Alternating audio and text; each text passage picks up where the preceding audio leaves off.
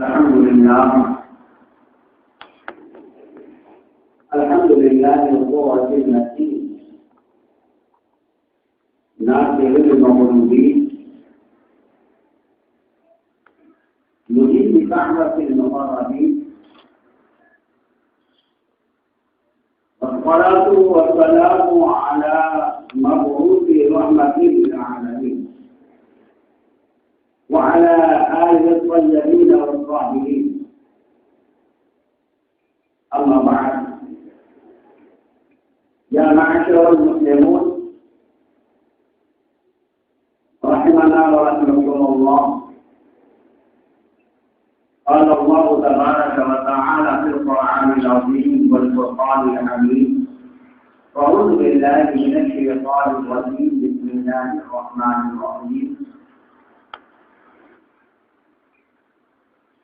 وهو بالأفق الأعلى.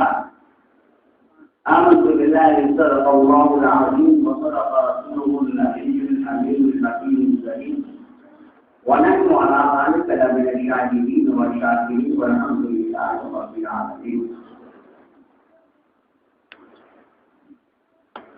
خوش نصیب ہیں وہ لوگ جنہیں اللہ تعالیٰ نے اپنی رحمت کے تحت ایسی مقدس محترم شان مجلس معراج منعقد کرنے کی طاقتوں سے مالا مال کیا. نائب صدر کرام، جامعہ بیت العلوم کے اسٹاف، بالخصوص امام محترم اور نقیب اہل سنت حضرت حافظ قاری رحمۃ اللہ صاحب اور صوفیہ ہزاری بار علامہ موجود، دیگر مقدمان، بالخصوص اس مدرسہ اور مسجد کے ارکان یعنی کمیٹی کے نوجوان،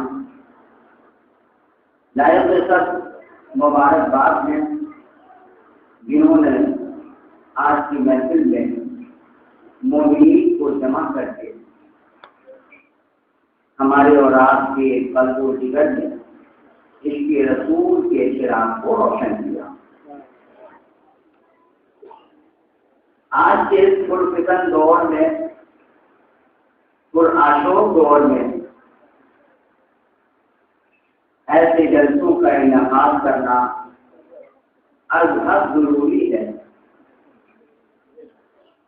کیونکہ وہ اور وقت تھا کہ لوگ حضور سے محبتیں کرتے تھے، اور آج کے وقت میں ایسی کچھ ناقدر جماعتیں بھی آ رہی ہیں، فرقہ بندیاں ہیں، جس میں اچھے اچھے سنی نوجوانوں کو لوگ بہکانے کی کوششیں کر رہے ہیں. ایسے حالات میں اس قسم کے اہم موضوع پر علماء کرام کی تقریروں کی سخت ضرورت ہے. اور میں بھی یہ کہوں گا کہ اپنی جماعت کے لوگوں کو کہ وہ اپنا مزاج قرآن اور احادیث صحیحہ کو سننے پر لگائیں، توجہ دیں، بنائیں اپنا مزاج، تاکہ صحیح طور سے اپنا مسلک اور اپنا مشرب سمجھ جائے. یہ مانا کہ پوری دنیا، پورے ہندوستان میں اگر کسی نے دین پھیلایا، اگر دین پھیلایا ہے تو وہ ذات ہے غریب نواز کی. مجھے کہنے دیا جائے کہ اگر ہندوستان میں مسلمان بنایا ہے تو غریب نواز نے مسلمان بنایا، تو بریلی کے ساتھ مرد نے ان کا ایمان بنایا. مسلمان بنا دینا بھی کمال ہے، لیکن اس کے اوپر اجازت کمال ہے کہ اس کے ایمان کی حفاظت کرا. آج کے وقت میں، آج کے حالات میں جو مسئلہ اعلیٰ حضرت پر اعتراض کرتے ہیں، تنگ کرتے ہیں، ارے غیر تو کرتا ہی ہے پر اپنے لوگ بھی کرتے ہیں. میں پوچھنا چاہوں گا آپ سے کہ میں اپنے عنوان پہ آؤں گا کہ جب ایک بندہ نماز کی حالت میں پڑھتا ہے اہدنا الصراط المستقیم، ایک عام آدمی اہدنا الصراط المستقیم پڑھتا ہے تو امام بھی اہدنا الصراط المستقیم ہی پڑھتے ہیں. مفتی آیا تو وہ بھی اہدنا الصراط المستقیم ہی پڑھتا ہے. اگر وقت کا مجدد اعظم ہے تو اہدنا الصراط المستقیم ہی پڑھتا ہے. وقت کا ولی صالح ہے تو اہدنا الصراط المستقیم ہی پڑھتا ہے. علم کے تاجور حضرت نظام الدین نے بھی اہدنا الصراط المستقیم ہی پڑھا تھا. ہندوستان کے تاجور غریب نواز نے بھی اہدنا الصراط المستقیم ہی پڑھا تھا. اور وزیر اعظم نے بھی اہدنا الصراط المستقیم ہی پڑھا تھا. امام اعظم نے اہدنا الصراط المستقیم ہی پڑھا تھا. صحابہ کرام نے اہدنا الصراط المستقیم ہی پڑھا تھا. حضرت ابوبکر صدیق نے اہدنا الصراط المستقیم پڑھا تھا. عمر فاروق اعظم نے اہدنا الصراط المستقیم پڑھا تھا. حضرت عثمان بن نورین نے اہدنا الصراط المستقیم پڑھا تھا. مولا کائنات نے اہدنا الصراط المستقیم پڑھا تھا. اور تمام نبیوں کے نبی، تمام نبیوں کے آخر میں پیغمبر جناب احمد مصطفیٰ محمد صلی اللہ علیہ وسلم نے بھی اہدنا الصراط المستقیم پڑھا. لیکن اس کے اندر فرق کیا ہے؟ نبی نے پڑھا جب اہدنا الصراط المستقیم، اے اللہ ہمیں اپنے راستہ پر چلا. اور جب صحابہ کرام نے پڑھا تو نبی کے راستے پہ چلا. ابو بکر نے پڑھا نبی کے راستے میں چلا. جب حضرت عمر نے پڑھا ابو بکر کے راستے میں چلا. عثمان نے پڑھا عمر کے راستے میں چلا. مولا علی نے پڑھا خلفائے اعظم کے راستے پہ چلا. صحابہ نے پڑھا خلفاء کے راستے پہ چلا. ائمہ نے پڑھا صحابہ کے راستے پہ چلا. اور جب ایمانداری آئی غوث اعظم کی تو غوث اعظم نے بھی پڑھا اہدنا الصراط المستقیم. اے مولا تابعین کے راستے پہ چلا. لیکن جب یہ قرآن کو آیا تو علماء کرام نے دل اتفاق کر دیا. اے سنیو، اگر تم اپنے ایمان کی حفاظت کرتے ہو تو نماز میں اہدنا الصراط المستقیم پڑھو. اور پھر میں یہ یقین کرو کہ اللہ ہمیں ہمارا کے راستے پہ چلا.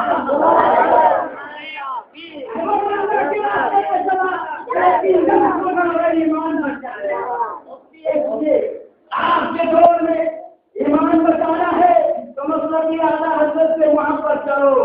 اور مسلکی اعلیٰ حضرت کا تم پڑا کی مسلک امام اعظم ابو حنیفہ ہے.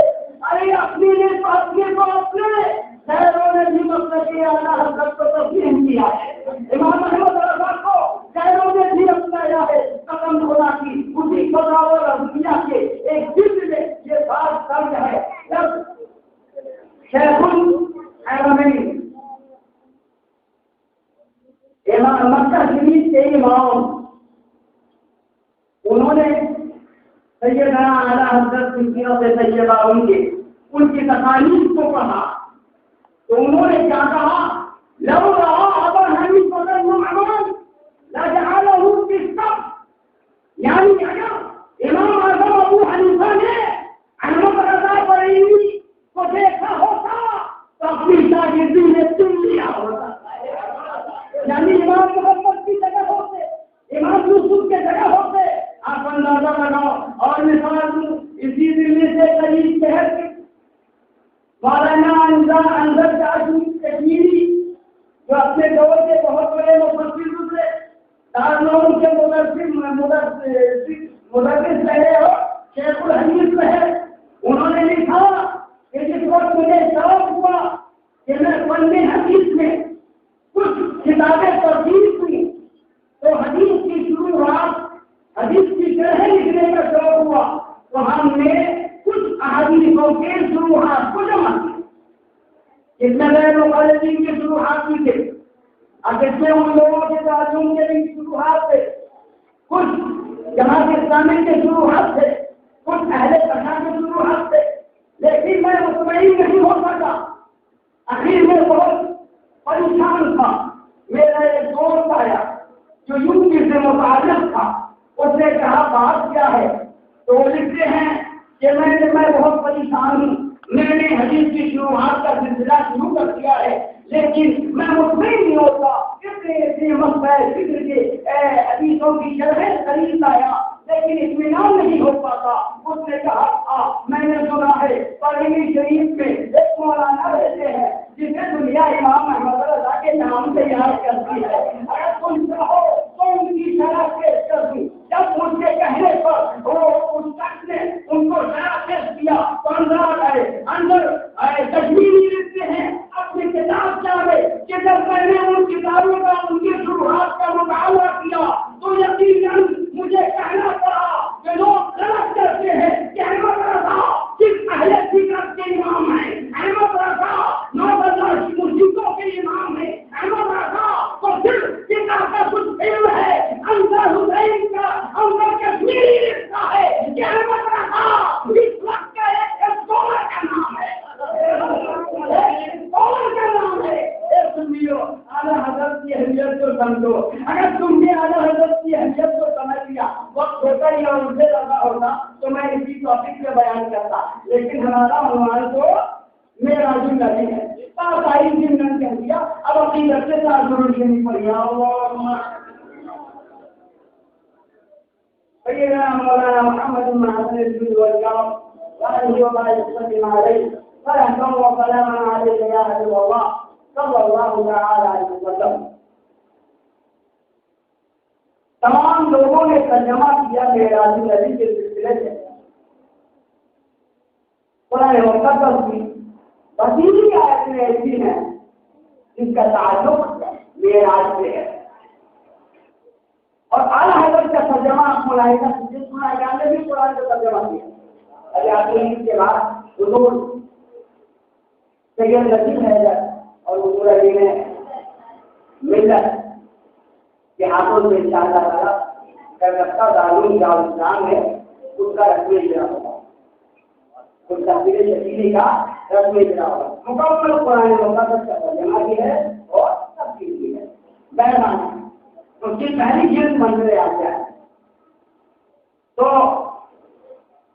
قرآن پاک کی بہت بڑے میں ہمارے نگاہوں کے سامنے آیا اور سب نے ترجمہ کیا اللہ ہے، لیکن جب اعلیٰ حضرت کا کنزول ایمان نگاہوں کے سامنے آیا تو میں کیا دیکھتا ہوں کہ اعلیٰ حضرت فرماتے ہیں تو میرے کو مرتبہ اس کا ترجمہ کرتے ہیں کہ وہ جلوہ تیار ہوا، قصد کیا، اس جگہ نے قصد کیا، اشارہ کرتے ہیں اس نے قصد کیا یعنی ارادہ کیا۔ پھر لکھتے ہیں وہ ہوا دل کو فصل آنا، اور وہ جلوہ آسمان کے بلند کنارے پر تھا، آسمان کے بلند کنارے پر تھا۔ پھر کہتے ہیں ثم دنا فتدلى، اور قریب ہوا اور زیادہ قریب ہوا، وكان قاب قوسين او ادنى، یہاں تک کہ اس جلوہ اور نبی کے درمیان صرف 2 ہاتھ کا فاصلہ رہ گیا۔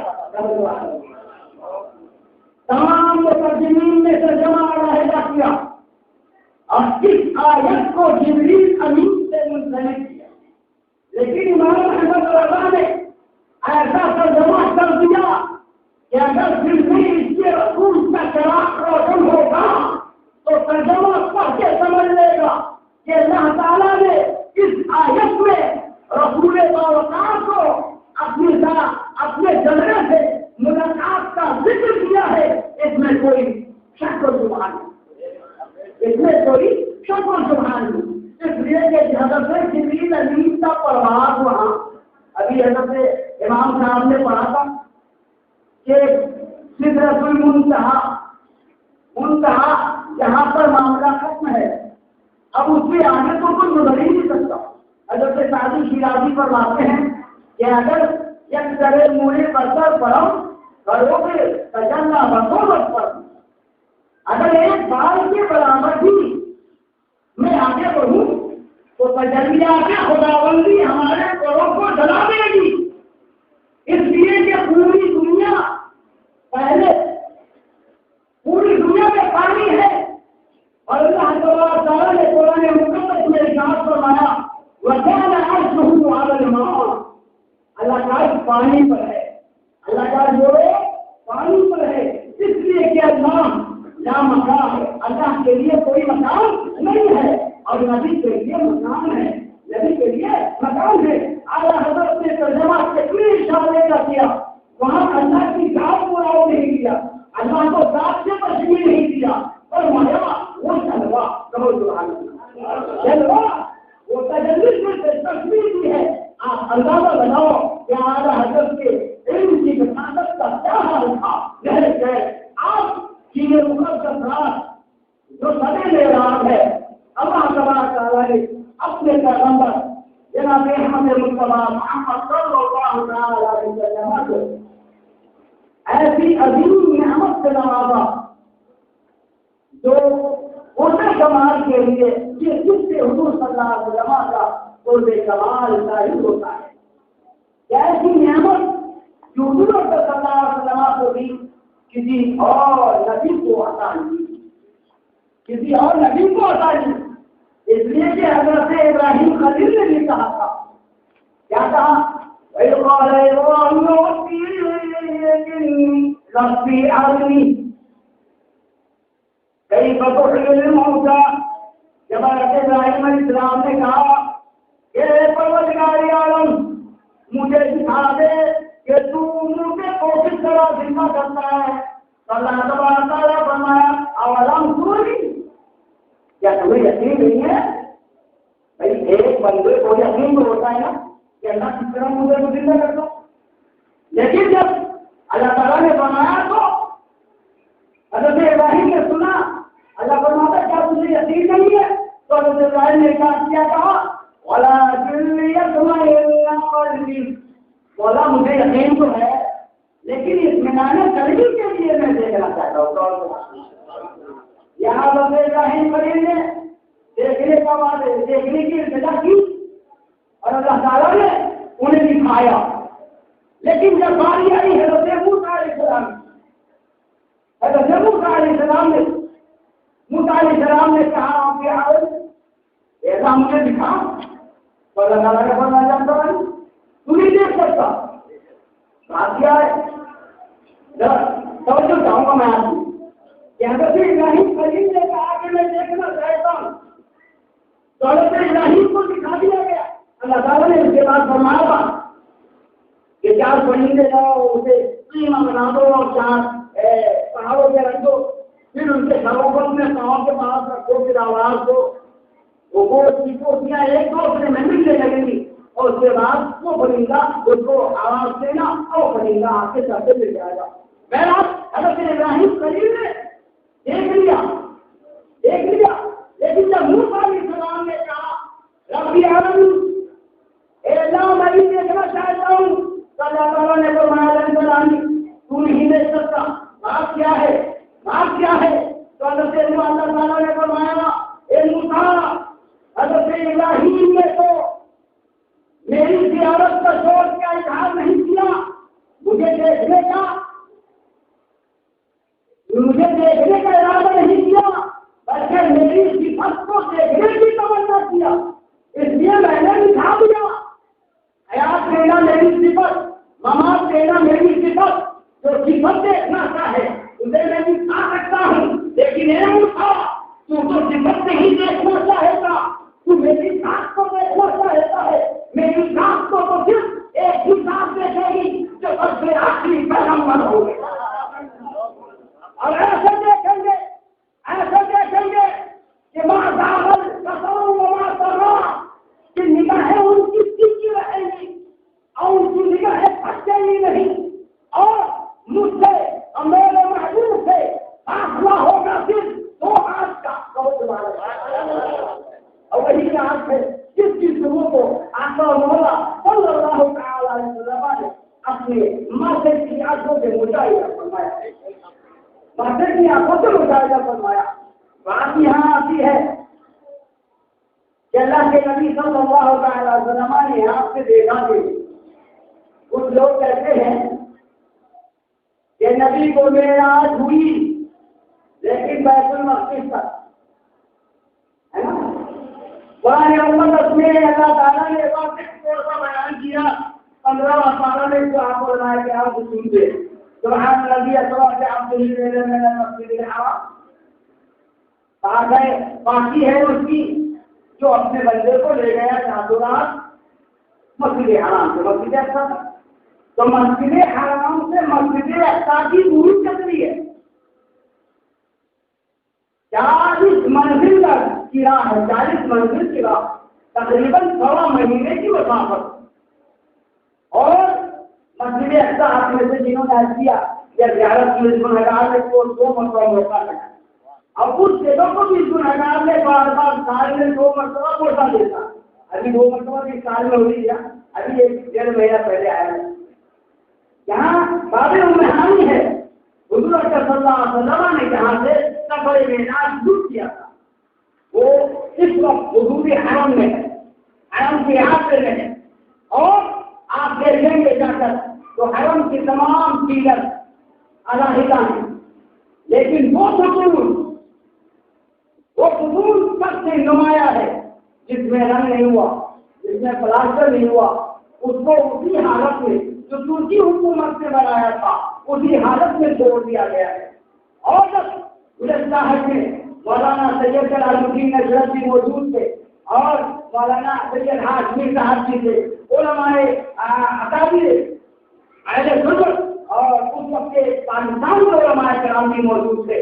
اس وقت ان لوگوں نے دیکھا کہ جس کو حکام نہیں دیکھا کہ اس پیلر سے پوچھا لینے کے لیے جو لوگ جاتے تھے پولیس والے انہیں سرما مارتے تھے اور شرک کہتے ہٹاتے تھے، لیکن میں نے دیکھا بیٹھے بیٹھے کہ لوگوں کو ہٹاتے تو ضرور ہیں اور اس کے بعد لا کر کے کراچی تیل اس کو چھڑک دیا اور کہنے لگے کہ اب تم اسے سنو مزہ آئے گا۔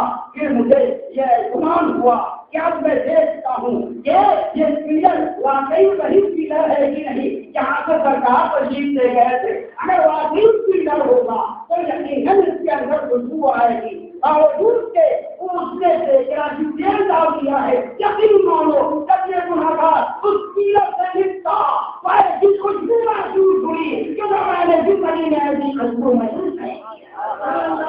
نعرہ تکبیر، نعرہ تکبیر، نعرہ رسالت، نعرہ رسالت، معراج النبی کانفرنس، معراج النبی کانفرنس، نعرہ تکبیر۔ اس مقام سے سرکار صلی اللہ علیہ وسلم تشریف ہے جہاں بیت المقدس اور مسافت کتنی 40 منزل 16 مہینے کی۔ اب بچاؤ 16 مہینے کی مسافت کو اور رات کے جوڑے کے حصے متواتر حدیث کریمہ اور معتمدہ صحیحہ سے ثابت ہے کہ حضور صلی اللہ علیہ وسلم رات کے تھوڑے حصے سے گئے اور واپس آ گئے۔ قرآن نے بیان کیا کہ مسجد حرام سے مسجد اقصیٰ گئے، یہ قرآن اکثر مدعی سے ثابت ہے۔ اس کا انکار کرنے والا اگر کوئی نالائق یعنی نااہل ہوگا وہ بھی کافر ہوگا، ہے نا، وہ بھی کافر ہوگا۔ اور اگر حدیث صحیحہ سے جو ثابت ہے معتمدہ صحیحہ جو بحاثہ کی حدیثیں ہیں جس کے غیر مخالفین دعویٰ کرتے ہیں کہ ہم حدیث صحیحہ کا ایسی غریب سے آپ سے چاہتے ہیں، سنو ان حدیث کریمہ سے ثابت ہے جو حضور صلی اللہ علیہ وسلم بیت المقدس سے گئے اور پہلے آسمان سے گئے، دوسرے آسمان سے گئے، تیسرے آسمان سے گئے، چوتھے آسمان سے گئے، پانچویں آسمان سے گئے، چھٹے آسمان سے گئے، ساتویں آسمان سے گئے، وہاں گئے جہاں حضرت جبریل امین تھے، وہاں سے آگے گئے، وہاں سے آگے گئے۔ اس کا انکار کرنے والا گمراہ ہوگا، اس کا انکار کرنے والا کون ہوگا؟ گمراہ ہوگا۔ اب گمراہ 30 سزا درست نہیں۔ اگر جو ہمارے اولاد سے نبی صلی اللہ علیہ وسلم کے میراث کا منکر ہو تو اس کے پیچھے نماز پڑھو گے بولو نہیں۔ کیوں؟ اس لیے کہ وہ حدیث صحیحہ معتمدہ کا منکر ہے، انکار کرنے والا۔ اور جو منکر ہے وہ گمراہ ہے، اور گمراہ کے پیچھے نماز نہیں نہیں کر سکتے ہو کہ اپنا مقتدا نہیں مانا. ہمارا صحابہ کرام نے رسول اللہ صلی اللہ علیہ وسلم کے معراج کو تسلیم کیا ہے. اللہ اکبر.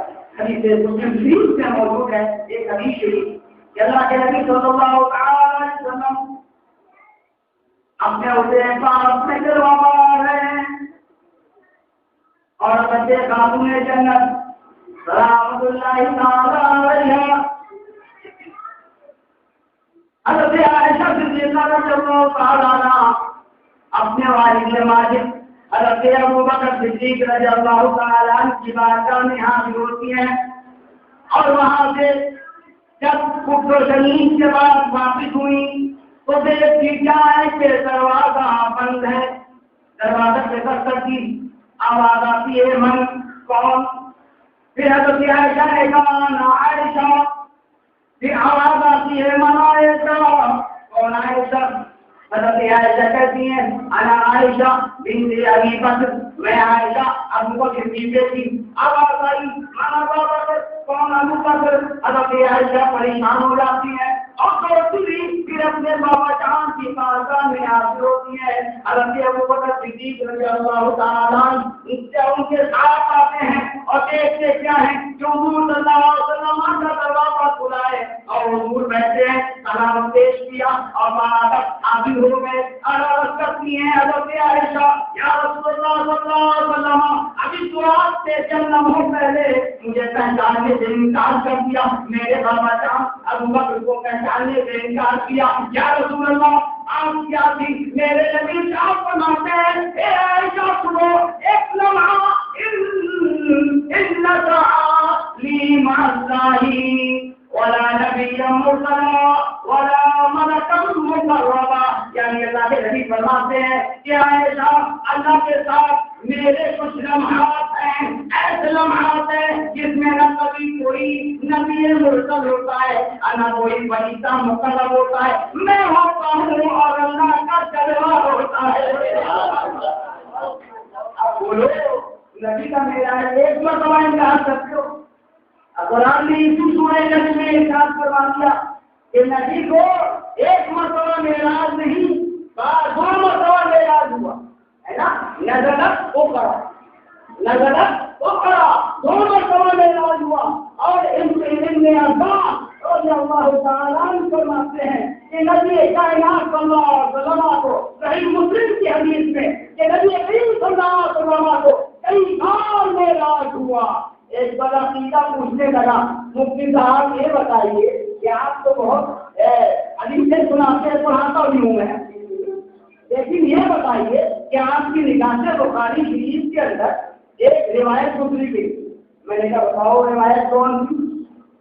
اس نے سنایا کہ حضرت عائشہ صدیقہ رضی اللہ تعالیٰ عنہا فرماتی ہے کہ اللہ کے نبی صلی اللہ علیہ وسلم کے بارے میں دشمن کا گمان ہے تو جو حضور صلی اللہ علیہ وسلم نے اللہ تعالیٰ کو اپنے ماتھے کی آنکھوں سے دیکھا ہے تو وہ جھوٹا ہے نا. وہ جھوٹا کسی طرح مقبول ہے آخری سے گھمائیے وہ جھوٹا ہے ماتھے کی آنکھوں سے نہیں دیکھا. بات میری توجہ سے سننا تو سمجھ میں آئے گی. اب بتاؤ ایک طرف حضرت ایک ابن عباس کی روایت کہ رسول اللہ صلی اللہ علیہ وسلم نے اپنے ماتھے کی آنکھ سے دیکھا. یہ بات سنو قال النبي صلى الله تعالى عليه وسلم رأيت ربي بعيني بقلبي. سبحان اللہ. میں نے اپنی آنکھ سے دیکھا اور اپنے قلب سے دیکھا. اپنی آنکھ سے دیکھا اور اپنے قلب سے دیکھا. حضرت عائشہ صدیقہ رضی اللہ تعالیٰ عنہا یہ وہ روایت ایسے متضاد ہے. دو باتیں الگ الگ مل رہی ہیں. میں آپ کو اس کی تصدیق کی صورت بتاتا ہوں. سنو جب نافی انکار کرنے والا کسی پہلو کو لیتا ہے تو یقیناً بات واضح ہو جاتی ہے کہ اس کے نگاہ میں یا اس تک کوئی ایسی دلیل نہیں پہنچی یا اس نے ایسا نہیں دیکھا ہوگا. کس لیے تو وہ کہتا ہے بات بنواری نا کس لیے وہ کہتا ہے. اور جو مثبت کے پہلو کو لیتا ہے جو اس بات کے پہلو کو لیتا ہے تو یقیناً اس کے دماغ میں اور اس کے دل میں یہ ضرور باتیں موجود ہوتی ہیں جو اس نے یا تو کسی سے سنا ہے یا کسی کو کرتے دیکھا ہے. اب پتا چلا کہ کسی کے پاس دلیل ہے اور کسی کے پاس دلیل نہیں ہے. ممکن ہے کہ حضرت عائشہ صدیقہ رضی اللہ تعالیٰ عنہا نے رسول اللہ سے ایسا نہیں سنا ہو یا ایسی کوئی بات سامنے نہیں آئی ہو کہ حضرت عائشہ نے ایسا کہہ دیا تھا. لیکن ابن عباس نے کہا کہ رسول اللہ نے فرمایا میں نے اپنی آنکھ اور اپنے دل سے دیکھا ہے تو پتا چلا کہ نبی کے اوپر وہ مثبت حال ہوگا جس کے ساتھ دلیل ہوگی. اور یہی علماء احناف کا فیصلہ ہے. ایسی بات کے علماء کا اجماع ہے. وہ ہمارے نبی صلی اللہ علیہ وسلم نے اپنے ماں کو اپنی آنکھوں سے دیکھا اور اپنے قلب سے دیکھا. یہ لوگوں ہم معراج نبی کو مانتے ہیں اور رسول اللہ صلی اللہ علیہ وسلم کا معراج کیوں ہوا؟ اب سنو اللہ کے نبی صلی اللہ علیہ وسلم سے اللہ تعالیٰ نے استدلال کیا پوچھا یہ نبی بتائیں آپ کہ آپ کو معراج میں کیوں بلایا گیا؟ اللہ کے نبی صلی اللہ علیہ وسلم نے فرمایا کہ مولا تو نے جب اپنی طرح مجھے بلایا تو مجھے عبدیت کے ساتھ بلایا.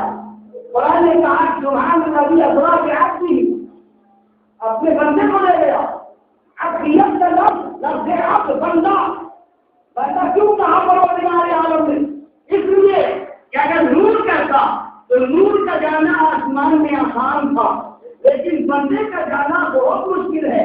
بندہ جسم و جسمانیات والا ہے اس کے اندر جہالت ہے عارف پن ہے. اہل سائنس نے الگ اعتراض کیا اہل فلسفہ نے الگ اعتراض کیا. یہ پاسبل نہیں ہے کہ آسمان کے اوپر جایا جائے. میں کہتا ہوں سنو تم نے صحیح طور سے جغرافیہ کا مطالعہ نہیں کیا ہے. جب تم آسمان کا سائنسہ بناؤ گے تو پہلا آسمان جو ہوگا پہلا آسمان چھوٹا ہوگا اس کے بعد اس سے بڑا ہوگا اس کے بعد اس سے بڑا ہوگا اس کے بعد اس سے بڑا ہوگا. جب سائنسہ بناؤ گے تو جب چھوٹا بڑا ہوتا چلا جائے گا یا بڑا سے چھوٹا ہوتا چلا جائے گا تو یقیناً اس کے اندر راستہ ہوگا. یقیناً اس کے اندر راستہ ہے. اگر راستہ نہیں ہے تو حضرت عیسیٰ علیہ السلام کو اللہ تعالیٰ نے قیمت سے پوری محنت سے کیسے اٹھا لیا؟ جب تم اس کو حضرت عیسیٰ کا کہ اٹھانے کو مانتے ہو تو تمہیں یہ بھی تسلیم کرنا ہوگا کہ رسول اللہ صلی اللہ علیہ وسلم جسم و جسمانیات کے ساتھ آسمان سے تشریف لے گئے. اور اللہ تعالیٰ نے جب عبدیت سے محفوظ کیا تو اس وقت تو اس بات کی طرف اشارہ تھا کہ نبی کا اعجاز ہے اور یہ اعجاز کسی اور نبی کو نہیں ملا.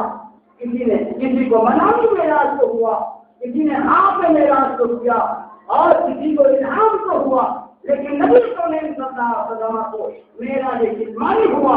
رسول اللہ صلی اللہ علیہ وسلم معراج جسمانی یعنی جسم اور روح کے ساتھ دونوں ساتھ ہیں.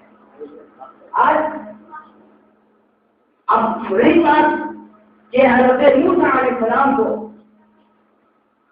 بتایا اللہ تعالیٰ نے کہ تم نہیں دیکھ سکتے. کیوں نہیں دیکھ سکتے؟ اللہ کے نبی صلی اللہ علیہ وسلم جب معراج سے تشریف لے گئے تو جھکے آسمان پہ اللہ تعالیٰ نے فرمایا فَأَوْحَىٰ إِلَىٰ عَبْدِهِ فَأَوْحَىٰ إِلَىٰ عَبْدِهِ مَا أَوْحَىٰ. اللہ تعالیٰ نے وہی نازل کی. کب وہی نازل کی؟ جب اللہ کے نبی صلی اللہ علیہ وسلم اور اللہ تعالیٰ کے درمیان دو ہاتھ کا فاصلہ باقی رہا تو وہی نازل ہوئی.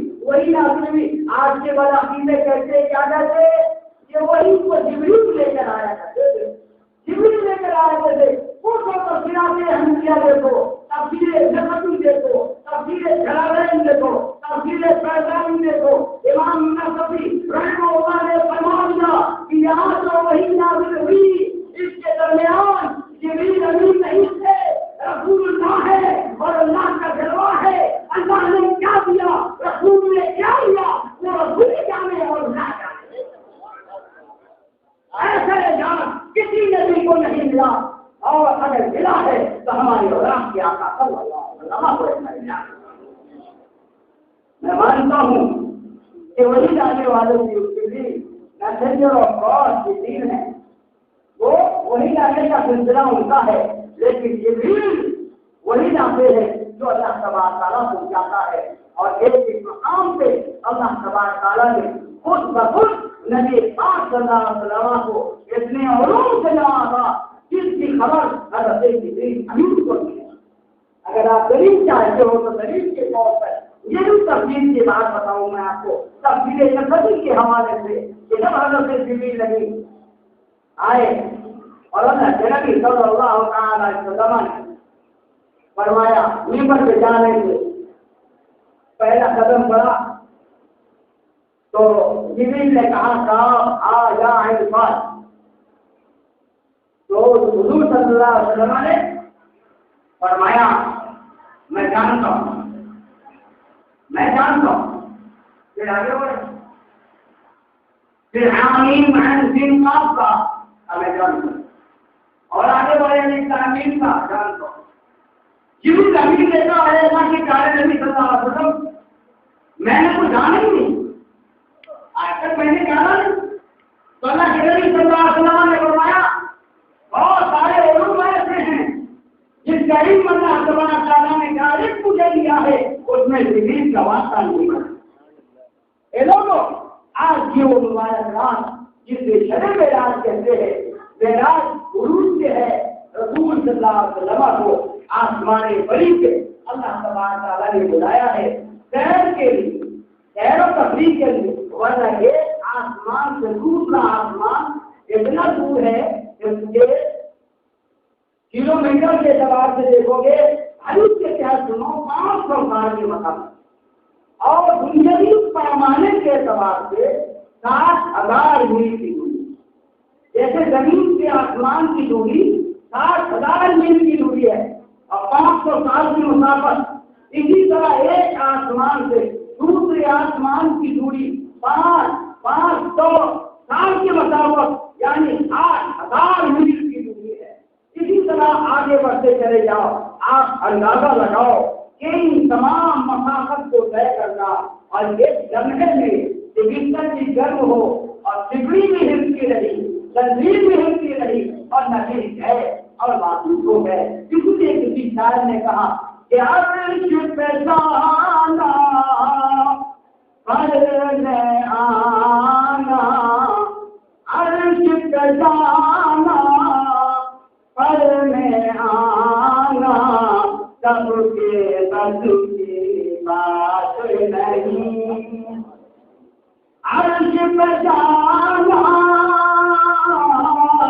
عرش پہ جانا پڑھنے آنا، سب کے بس کی بات نہیں، کم کریوں سے کلمہ پڑھانا، سب کے بس کی بات نہیں۔ میرے آقا صلی اللہ علیہ وسلم کے اور پلوے آگے، اگر کوئی نہیں مانتا تو وہ بہت پاک کی دلیل میں تو مان دے۔ حضور بہت پاک رضی اللہ تعالیٰ بغداد کے ممبر پہ بیان کر رہے تھے، بغداد کے ممبر پہ خطبہ دے رہے، جمعہ کا خطبہ، اور جمعہ کا خطبہ دے دیتے تھے۔ اچانک نگاہ پڑتی ہے کہ ایک شخص مسجد کے بہت پریشان ہے، لگتا ہے آپ بغداد کو اٹھا رہے کیا؟ میری بات پڑھے پڑی نا، سمجھ ہے نا؟ اپنے آپ لوگ ایک لڑکی دار کا سننے کے آئی ہوگی اور جو صحیح حدیثیں بیان کی جائیں ان کو سن لو تاکہ تمہارے پاس دلیل ہو۔ لڑکی دار تقریباً میں آپ کو جان دے گی، پھر آپ سے کبھی کوئی بدعقیدہ کا سوال کر لے گا تو آپ صحیح جواب دے گا۔ انہیں چاہیے کہ صحیح حدیثیں سنو جس سے اہل سنت والجماعت کا عمل رہا ہے، اور اعلیٰ حضرت کا یہی موقف ہے جس کو آج تک کوئی بدعقیدہ کاٹ نہیں پایا ہے، اور ادھر ادھر کی باتیں بولنے سے لوگ کاٹ کے اہل سنت کا مقام کرتے ہیں۔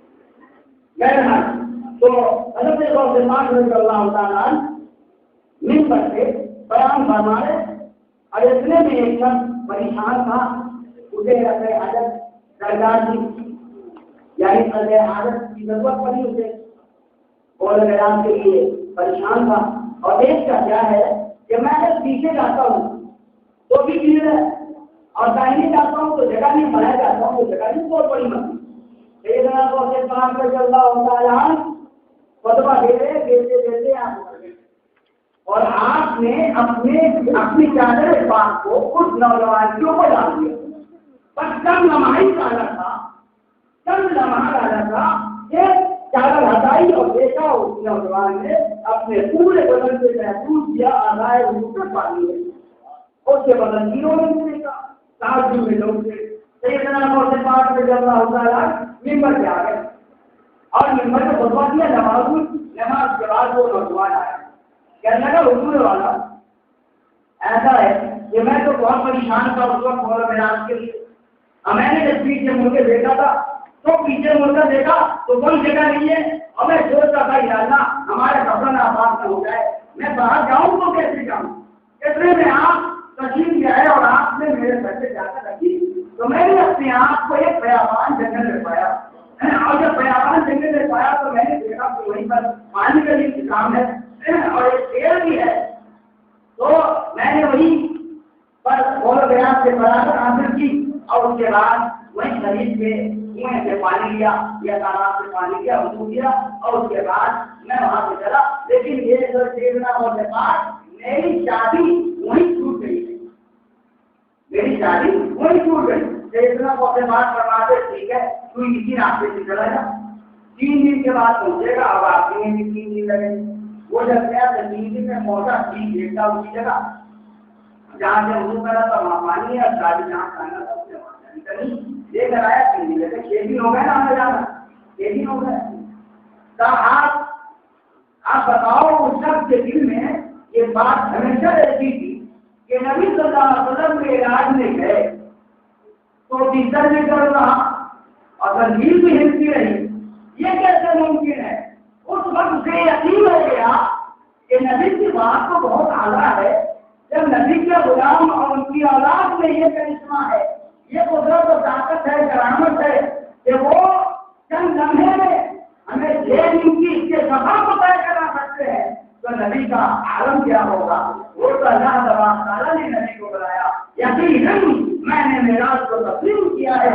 اس لیے اے لوگوں جب اللہ تعالیٰ نے اپنے نبی صلی اللہ علیہ وسلم کو آسمان کی سیر کرانا چاہی تھی تو اس وقت ہوا کو روک دیا تھا اور سمندر کی سیلانیت کو روک دیا تھا اور تمام غریب و غریب کو روک دیا تھا کافروں کو روک دیا تھا وقت کو روک دیا تھا. اور اس لیے کہ نبی گئے اور جو وقت جہاں تھا وہیں سے مسلم رہا. جب وقت اپنی جگہ سے چپکا نہیں تو وقت کے کم بیٹی کا زمانہ پیدا نہیں ہوتا ہے. اللہ تبارک تعالیٰ نے اپنی قدرت عظیمہ سے رسول اللہ صلی اللہ علیہ وسلم کو آسمانی دنیا کی سیر کرا کر کے یہ بتا دیا یہ زمانہ والوں تم نبی کو اپنی کرامت کہنا تم نبی کو اپنی کرامت سمجھنا اور سینا والے لینا. اگر تم نے ساری زندگی عبادت کی نماز پڑھی روزہ رکھا اور حج کیا سارے صدقات کیجیے اور زکات دیے اور تبلیغیں کی لیکن سزا برابر بھی نبی کے سامنے اگر وہ ساتھی کر دیا تو تمہارا ایمان چلا جائے گا. قرآن کی آیت سامنے آتی ہے. اللہ تعالیٰ ارشاد فرماتا ہے قل إن كان آباؤكم وأبناؤكم وإخوانكم وأزواجكم وعشيرتكم. اے محبوب آپ فرمائیے کہ اگر تمہارے باپ اگر تمہاری اولادیں تمہارے بھائی تمہاری بیویاں اور تمہارے خاندان وہ اموال اقترفتموها اور وہ مال جو تم نے کمایا ہے وہ تجارت تخشون کسادها اب وہ تجارت جو جسے ڈوبنے کا خوف ہے ومساکن ترضونها اب وہ عزیز گھر جسے تم پیار کرتے ہو. اگر احب علیکم من اللہ ورسولہ اگر اللہ اس کے رسول سے زیادہ پیارے ہیں تو تم تیار ہو جاؤ. حتی یأتی اللہ بأمرہ اللہ تعالیٰ اپنا حکم لے کر جائے. اللہ اپنا حکم لے کر آ رہا ہے. اے لوگوں ان لوگوں کو بھی بچاؤ جو لوگ اس طرح کی باتیں رسول اللہ صلی اللہ علیہ وسلم کی بات کہتے ہیں. اے ہمارا اور آپ کا عقیدہ ہے کہ ہم اور آپ یہ مانتے ہیں تسلیم کرتے ہیں کہ رسول اللہ صلی اللہ علیہ وسلم جسم و جسمانیات اور روح کے ساتھ معراج میں تشریف لے گئے اور اللہ تبارک تعالیٰ نے انہیں تحفہ سلام دے کر کے بھیجا. ہمارے لیے آج کی رات یقیناً بابرکت اور معتبر شان ہے ہمارے ہمیں چاہیے کہ ہمارے رات کو نوافل میں بدل دیں اور کچھ رات میں شریف پڑھیں ذکر و اذکار کریں اور اللہ تبارک تعالیٰ کے رسول اللہ صلی اللہ علیہ وسلم کے وسیلہ دیتے ہیں ہم اللہ تعالیٰ کی ادائیگی کریں اور اپنے گناہوں کی متنافی کریں تاکہ اللہ تبارک تعالیٰ ہمارے خطاؤں کو معاف فرما دے اور رسول اللہ صلی اللہ علیہ وسلم کا وسیلہ لگاتے راستے میں ایک صاحب نے خون سے سوال کیا تھا کہ درود ابراہیم ہم کیوں پڑھتے ہیں؟ کچھ لوگوں کا کہنا ہے جو مدارسوں سے اپنے باتیں کرتے ہیں اور کچھ جو ہے کچھ لوگوں سے دوستی کے تو ایسے لوگ کہتے ہیں کہ درود ابراہیم کیوں نہیں پڑھیں گے نماز کے رہا بات نہیں ہے درود ابراہیم کی حدیثوں میں کو نہیں رکھا ہے بھائی دیکھیے ہم اور آپ کو اپنے مزاج کے مطابق ہمارے امام صاحب نے کچھ بتایا دو سلام کرنے کے بعد آپ نے سن لیا میں نے کچھ بتایا آپ نے سن لیا انہوں نے کچھ بتایا آپ نے سن لیا اردو کتاب میں مجھے ایک کیا سن لیا بنگلہ کتاب میں ایک کیا لیکن حدیث میں کیا ہے وہ کبھی غور کیا بولو بھائی کسی بادشاہ کرو گے کامیاب ہو جاؤ بولو مدار سے زیادہ کرا لو گے کامیاب ہو جاؤ اللہ تعالیٰ پوچھے گا کہ تم نے قرآن پڑھا تھا کہ نہیں قرآن سنا تھا کہ نہیں تو میں کہتا ہوں نا کہ آج کی جلسوں میں آج کی محفلوں میں ہم لوگوں کے اندر سب کو علم رہ کر بھی لوگ مجبور ہیں نماز کے سامنے تفسیریں بیان کرنے اب ہم سننے کی موڈ میں قرآن سننا نہیں چاہتی حدیث سننا نہیں چاہتی آپ ایمان سے بولو کتنے زمانے سے تم سنی ہو کتنے قرآن کی تفسیریں سنی ہو کیا کبھی شوق کیا ہے کہ ہمیں مسجدوں میں قرآن کی آیت کا ترجمہ سننا ہے اور اس کی تفسیر سننی ہے کبھی دل میں دھیان پیدا ہوا کبھی قرآن نہیں پیدا ہوا کیونکہ آپ کو کیسے معلوم ہوگا کہ اللہ تبارک تعالیٰ نے ہمارے لیے قرآن پاک میں کتنی حکمت ہے کہ اللہ تعالیٰ نے قرآن پاک میں ہمیں مسجد میں داخل ہونے کا طریقہ نہیں بتایا کہ اللہ تعالیٰ نے ہمیں اپنے گھروں میں داخل ہونے کا طریقہ نہیں بتایا ساری چیزیں بیان کی ہے ایک دوسرے کو بیان کی ہے قرآن کہتا ہے کیا ہی ہوتا تھی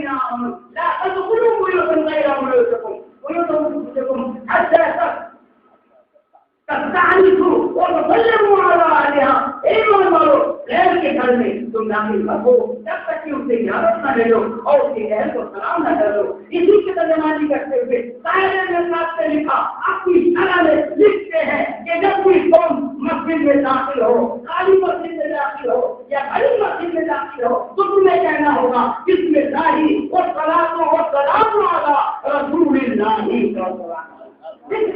کیا خالی گھر میں نبی کی روح موجود ہوتی ہے ہر خالی مسجد میں نبی کی روح موجود ہوتی ہے تمہیں اللہ کی پڑھنا ہے اور یہی کرنا ہوگا جب ہم حدیثوں کا مطالعہ کریں گے جب ہم ان اچھی باتوں کو سنیں گے ہم مثال بنائیں گے ملیں گی قرآن کے اندر کیا رہی ہے ہمارے اور آپ کے اختلاف کی باتیں قرآن کے اندر ہے ہمیں اختلاف ہو جائے تو ہمیں ظلم کیسے کرنا چاہیے ہمارے اندر لڑائی پیدا ہو جائے تو ہمیں ظلم کیسے کرنی چاہیے اور جب ایک قابل کسی دوسرے کے اوپر ظلم کرے تو اس کے ساتھ کیا کرنا چاہیے اگر تم قرآن سنو گے تو یقیناً رسول اللہ صلی اللہ علیہ وسلم جس دنیا میں تشریف آئے تو حاضر بن کر آئے قرآن ہی کا سبق صحابہ کرام کو دیا تھا اور صحابہ کرام نے قرآن مقدس کو ہی اپنے بلوے کام لا کر کے آج اپنے آپ پر جہنم کی عام کی ہے اللہ کے نبی صلی اللہ علیہ وسلم کی سنتوں سے کبھی برابر نے حرام نہیں کیا ہے آج ہم اور آپ ہیں ہم قرآن کے عمل کر لیتے ہیں لیکن جو عقل آتے ہیں ان کو ہم نظر انداز کرتے ہیں وہ قرآن کے جواب سن لو درود ابراہیم نماز پہ پڑھتے ہیں پر علاوہ وقتوں میں شروع کرتے ہیں تلاش پڑھتے ہیں تو تلاش سے پہلے درود ابراہیم پڑھتے ہیں نہ اذان سے پہلے درود ابراہیم نماز کی دعا میں درود ابراہیم کیوں نہیں پڑھتے جلدوں میں درود ابراہیم کیوں نہیں پڑھتے یہ احترام اس کا اچھا جواب بتا کے جا رہا ہوں گے اپنے ذہن میں محفوظ کر لینا درود ابراہیم اللہ تعالیٰ نے قرآن میں فرمایا ایسی عبادت کیا ایمان والو تم نبی پر درود بھیجو اور سلام دو پہلا درود بھیجو اور سلام دو درود اور سلام دو چیزیں فرمائیں خالی یہ نہیں فرمایا کہ درود پڑھو کافی ساتھ فرمایا اور سلام بھی دو درود بھی پڑھو اور سلام بھی پڑھو دو باتیں بتائی اسے غور کرنا نماز کی حالت میں تحیات پڑھنا اگر تحیات کی نماز ہوگی نہیں تحیات کے اندر کیا ہے؟ السلام علیکہ، اے نبی آپ پر سلام، اے نبی آپ پر سلام۔ یہاں پر مفسر فرماتے ہیں کہ اگر آپ نے نبی کو حافظ ناصر نہیں سمجھا تو آپ کی نماز ہی باقی ہو جائے گی۔ تحیات ہوگا اور جب تحیات ہوگا نہیں تو آپ کی نماز باقی، تو نبی کو حافظ ناصر جان کر کے آپ کو کہنا ہوگا السلام علیکہ، اے نبی آپ پر سلام۔ پتہ چلا کہ تحیات کے اندر سلام ہے اور اس کے بعد درود ابراہیم ہے، تو تحیات کے اندر سلام اور درود اور سلام دونوں کو عمل ہوا۔ نفس قدری قرآن ہے صلو علیہ وسلم، درود کہو سلام کہو، تو درود اور سلام دونوں پہ عمل ہو گیا۔ اب اگر کوئی خارج از نماز صرف درود ابراہیم پڑھتا ہے تو اس کا درود مکمل نہیں ہوگا، اس لیے کہ وہ درود مکمل ہوگا جس درود میں نبی پر سلام بھی پڑھا جائے، نبی پر سلام بھی پڑھا جائے۔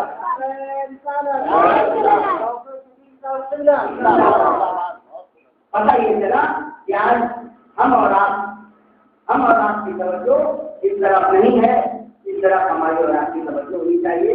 اور شب معراج میں اللہ کے نبی صلی اللہ علیہ وسلم کی پوری جو برکات سے مالا مال ہوں، آج کی رات شب داری کریں، نفس پڑھیں اور اللہ تعالیٰ سے رجوع کریں، اور تمام مسلمان اور مومن مومنات کے ایمان کی سلامتی کی دعا کریں۔ آج ہم اور آپ جن کے لیے تو بہت دیتے ہیں، لیکن حقیقت میں ہمارے اندر کمی بہت ہے، اور جو حق کہتا ہے وہ پورا ہو ہی جاتا ہے۔ لیکن سنتوں کی بات اعلیٰ حضرت علی رحمۃ اللہ نے کبھی بھی بیجا کوئی بات نہیں کی ہے، اور نہ کسی کو منہ سے بات کی، جو بھی بات کہی ہے حق بات کہی ہے، اور اس کے اگر صحیح معنوں میں عمل ہو جائے گا یقیناً ہمارے لیے وہ صراط مستقیم ہے، یقیناً وہی صراط مستقیم ہے۔ کیوں؟ اللہ تبارک تعالیٰ نے ہمارے لیے صالحین کا راستہ صراط مستقیم کا بتایا ہے، اور اللہ صالحین میں سے ہیں۔ بہرحال تو ہمیں چاہیے کہ ہم اپنے نبی صلی اللہ علیہ وسلم کے حکم کی پاسداری کریں، ان کی سنتوں پہ عمل کریں، جو اللہ تعالیٰ نے جس کو حرام کیا اسے حرام کریں، جس کو حلال کیا اسے حلال کریں، اور جس گروپ بندی، فرقہ بندی اور پارٹی بندی کے تحت ہم کسی جائز کام کو ناجائز نہ کہتے، ورنہ اللہ کے بارگاہ میں خبر ہوگی۔ اللہ فرماتا ہے شدید، اللہ کی بڑا سخت پکڑ ہے، تو یہ جنور سے کوئی بس نہیں سکتا۔ بس ہمیں اور آپ کو ایمان کی حالت میں جانا ہے دنیا سے،